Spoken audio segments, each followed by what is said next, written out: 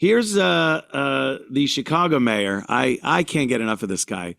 He is such a piece of shit. Just such a piece of shit. Lori Lightfoot was a terrible mayor. She, did nothing about the violence in Chicago and the corruption. And, she was another one of these racist people, racist against people that aren't black. And the new mayor, well, the latest mayor of Chicago, seems to be the same guy. Here, the mayor's being called out for 4th of July shootings. There were an insane number of shootings in Chicago. 55 shootings, 4 mass shootings, 8 deaths from these shootings. And what was the mayor of Chicago doing? He was dressed up in a NASCAR racer's uniform, taking cool pictures. So the reporter, God bless, brings this up. And the mayor is just a piece of shit. He's like a automaton, just blurts out the usual nonsense that politicians do when they don't want to take accountability for anything. So watch this. People are asking, how could you, after not 1, not 2, not 3, but 4 mass shootings, go to NASCAR, put on the NASCAR costume, and grin for the cameras?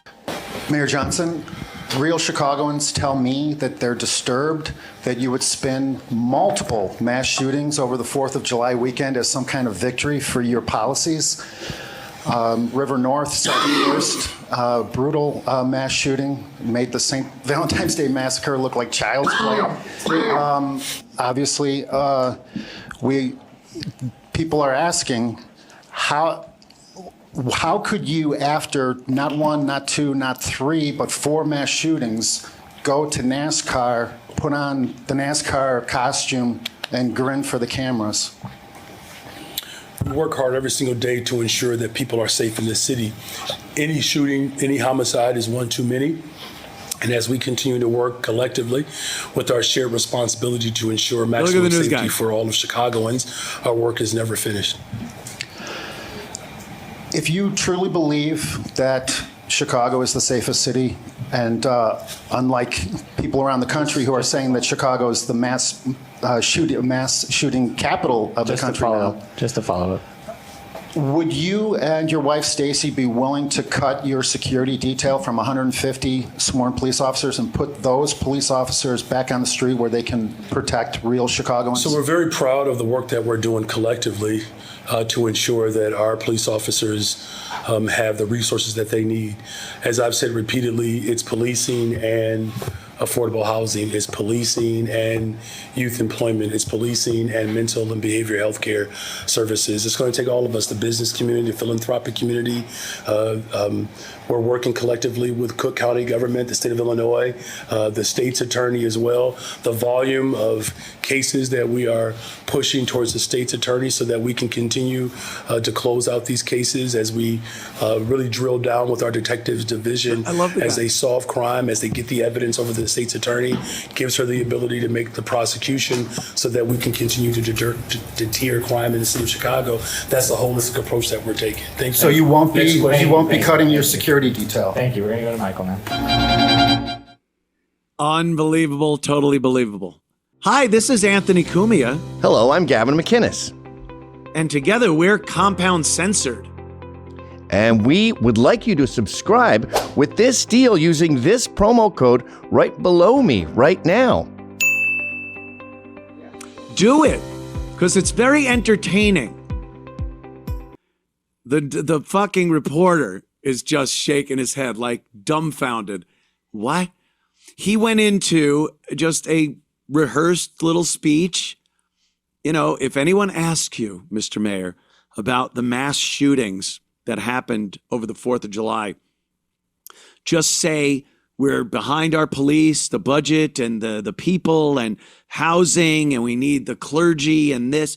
Just blather on about shit that has nothing to do with these mass shootings that happen. And then he talks about continuing to do things in the judicial system and continuing. Well, what you're doing doesn't seem to be working. So why would you continue it? Truth be told, this guy's like every other minority mayor in a major blue city. They can't address the crime issue because it directly impacts their constituency. And they don't want to look like Uncle Tom's. They don't want to look like they're anti-black or that they're blaming black people. You got to blame white people for what blacks are doing in these cities. So if blacks decide to murder 8 of their own and shoot 55 of their own, you can't call them out for that because somehow white people have to be to blame through poverty, because white people are the people keeping blacks impoverished in Chicago. Housing, because the greedy builders and developers and stuff, they're the ones that are keeping low-income housing out. So you got to be able to blame anyone but the black community. And when that continues, when that's your strategy, it just gets worse and worse and worse. More crime, more assaults, more murders, and more dead black kids. That's pretty much what they've resigned themselves to. They've just said, well, we're going to continue doing this. Okay, then you'll continue seeing young black people being massacred in your city. And to watch the reporter, because he was great. He asked great questions, waited for an answer. He got nothing, to the point where he was just shaking his head like, what? Are you fucking kidding me with that answer? Here's another one from the great mayor of Chicago. Here he is talking about what's terrorizing their communities. Can you imagine what's terrorizing their communities? Is it mass shootings? Is it gang violence? Is it 13-year-olds with Glocks with full auto switches on it, just shooting into crowds? Is it drugs? Is it whatever? Nope. It's ICE. ICE is terrorizing the communities in Chicago. As just the other day, dozens shot, 8 murdered, and you think that terrorizes the community? Or is it law enforcement being in there and getting rid of illegals? I don't know. Let's hear from the mayor. The other things and all the other cuts pays for a massive increase in the masked, secret police that are terrorizing our communities. ICE. ICE will now have a larger budget than all but 15 of the world's militaries. As they should. They're at war. It's a 4-year total. Its 4-year total is more than every military except for the United States and China. This is a direct assault on the civil liberties of all Americans and will fundamentally undermine our rights. That's what they're afraid of in the community, ICE. By the way, whenever anyone brings up this military budget, like the budget of ICE is now the same as many nations' entire military budget, good. We're at war. This has been an invasion that has taken place in this country over many years and really accelerated over the past 4 years under Biden. So why wouldn't the paramilitary agency, ICE, who has been given the job to get rid of these people, have a budget and equipment very similar to the military, and a budget that is very close to many other countries' military budgets? They are doing the job of a military, getting rid of foreign invaders that have been allowed to cross this border. Yeah, good. The budget's through the roof. Good. That's one I love. If I see my tax dollars going there, I will write that check with a smile on my face.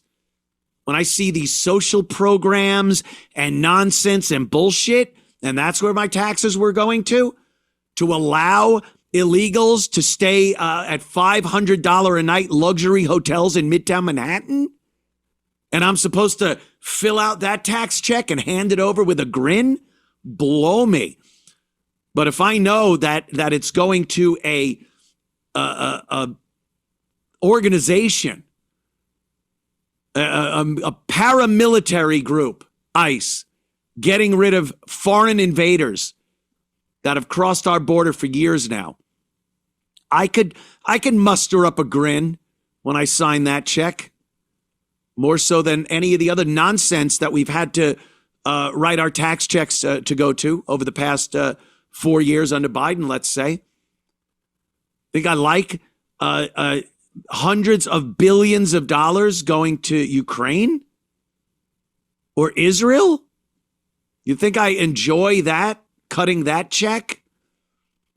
Or SNAP benefits, welfare, Medicaid for illegals, or people that are completely capable of going to work? I'm supposed to,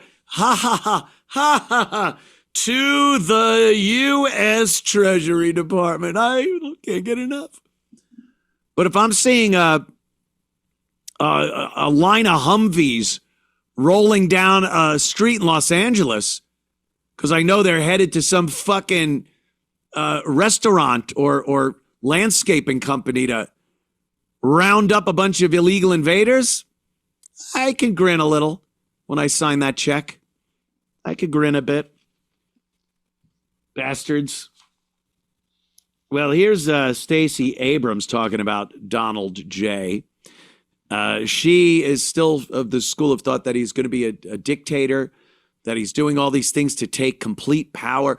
How about the fact that he can't have complete power because he's not putting out information that he wanted to because there's someone else that's above him, more powerful.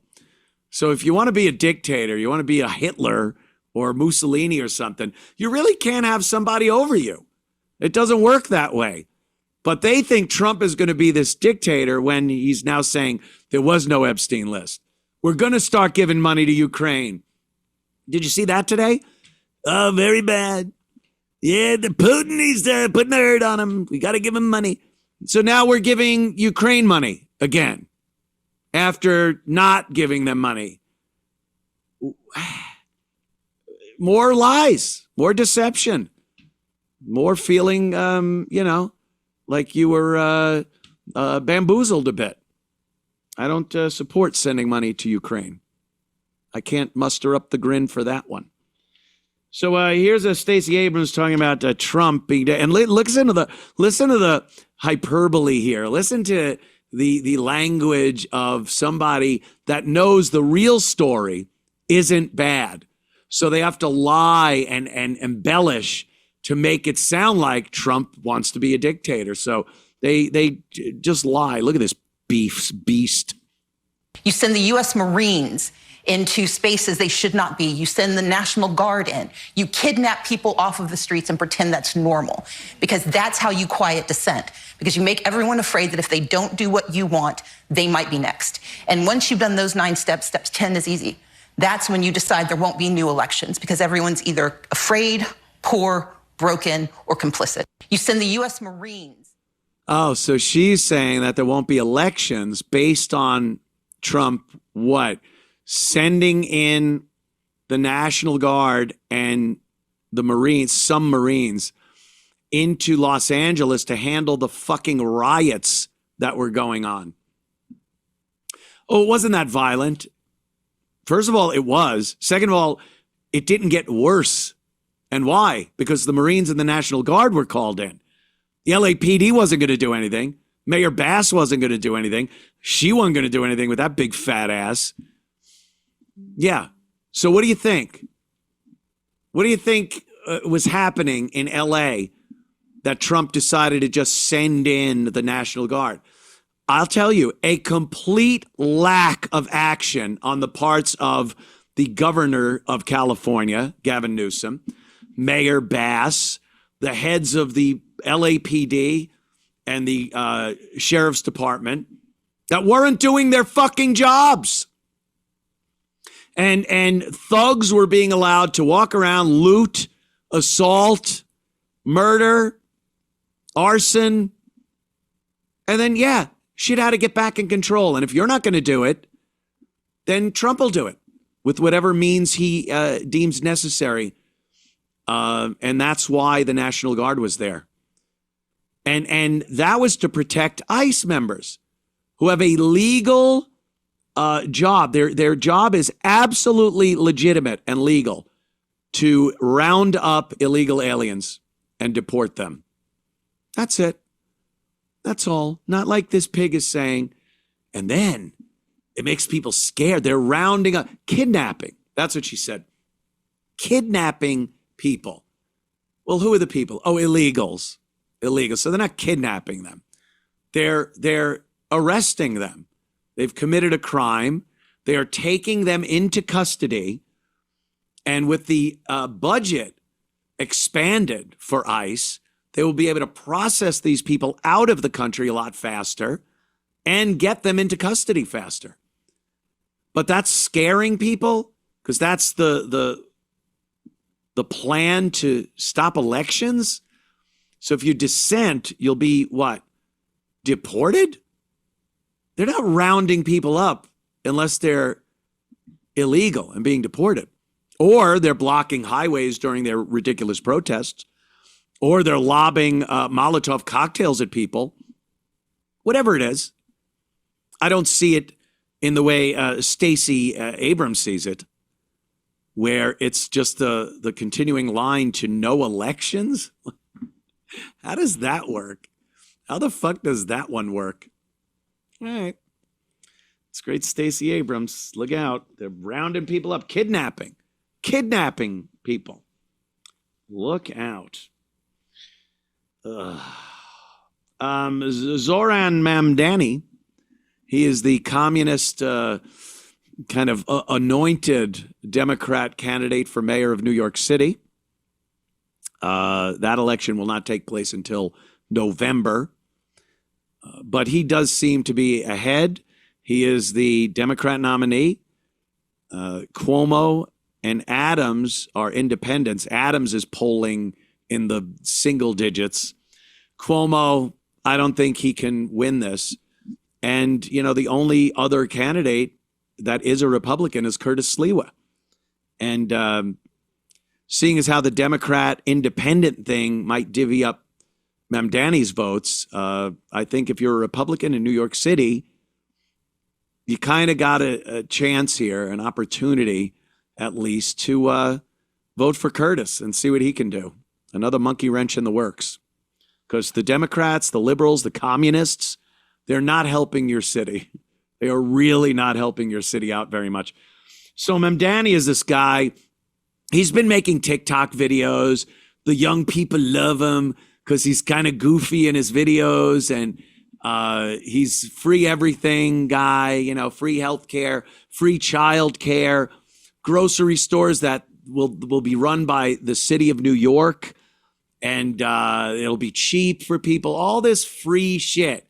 Meanwhile, every policy he comes up with is chasing the actual taxpayers of New York City out of New York City. So he's saying free shit and chasing out the people that would have to pay for it with their taxes. So I don't know what these idiots think. But another thing they love about him is he's a real person. He's a human being. He's got a sense of humor in his little TikTok videos, and he cares about people. So why wouldn't he start getting all pissy-eyed in one of his videos? He gets pissy-eyed. I've had this discussion on the show a few times about men and tears. Don't do it.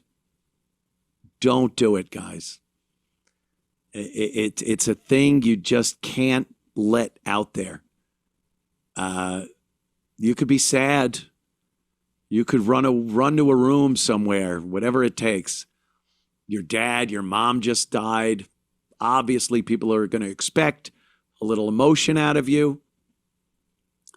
bite your lip, go to a room, cry for 3 minutes, and then pull yourself together and get back into the fray. If your girl sees you cry, your wife sees you, you're sunk.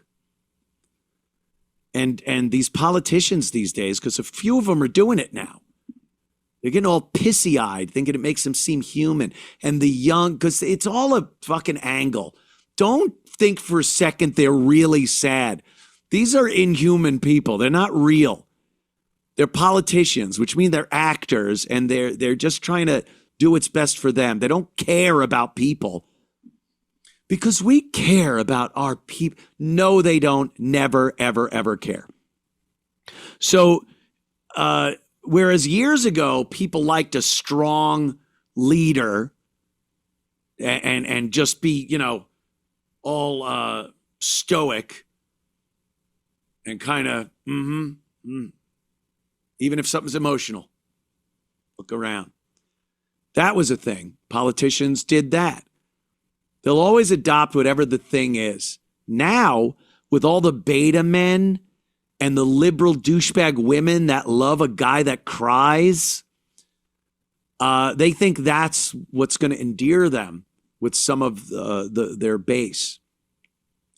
So he's funny on his TikTok videos. He makes some jokes. He's a little awkward at times, but it's cute. And now he gets a little pissy-eyed. Let's watch old Pissy Eyes.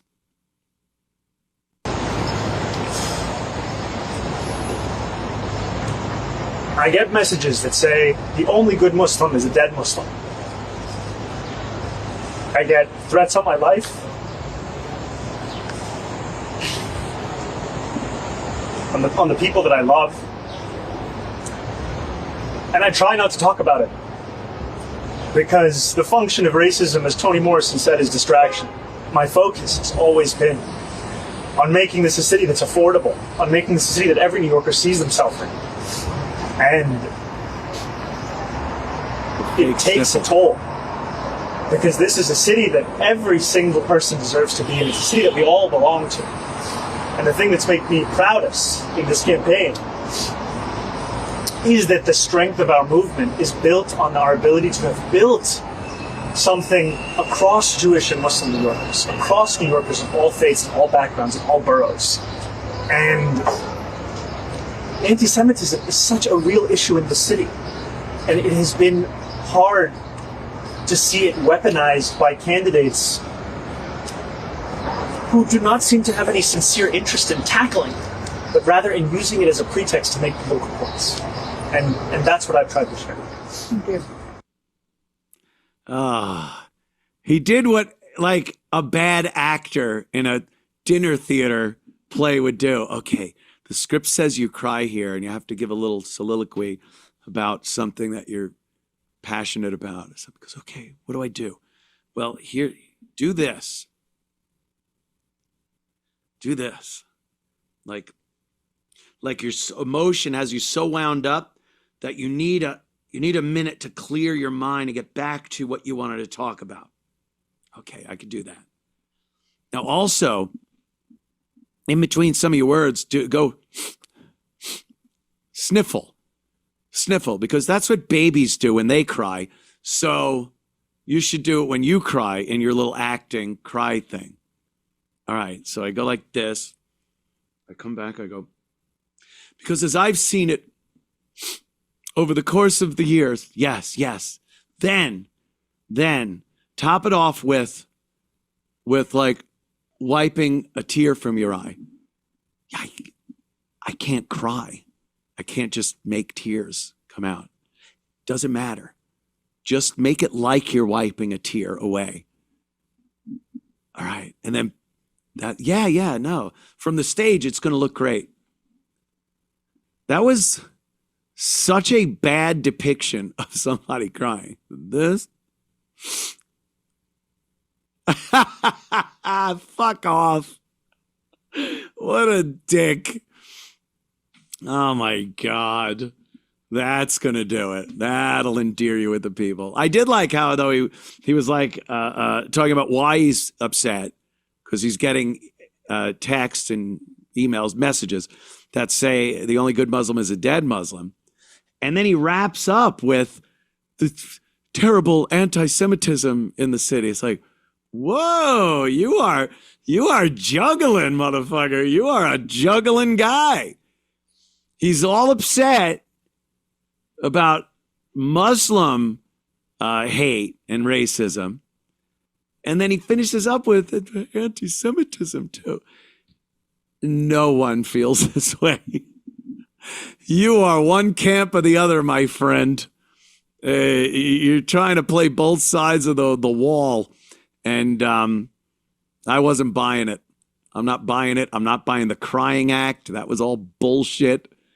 And it looked bad. It looked fake. He was just trying his darndest.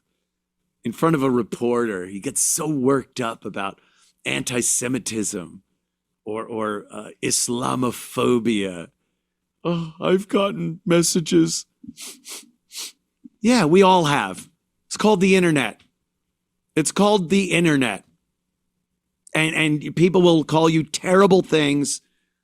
They'll be racist. They'll be everything you could possibly imagine. And if you don't like it, get the fuck out of the public eye. Even people not in the public eye get shit. But if you really don't like it and you're in the public eye, leave. Do something else. Open up a falafel place or something. I don't know, an Indian. Go sell food in India like those guys. But if you're weeping to the media about some harsh messages you're getting about your religion, maybe you're not cut out for the fucking job. Maybe you're not cut out to be mayor of New York City. If you're getting a little weepy when someone hurls an internet insult at you. Holy mother of God. So if you enjoyed that clip, then subscribe to Compound Censored using this promo code.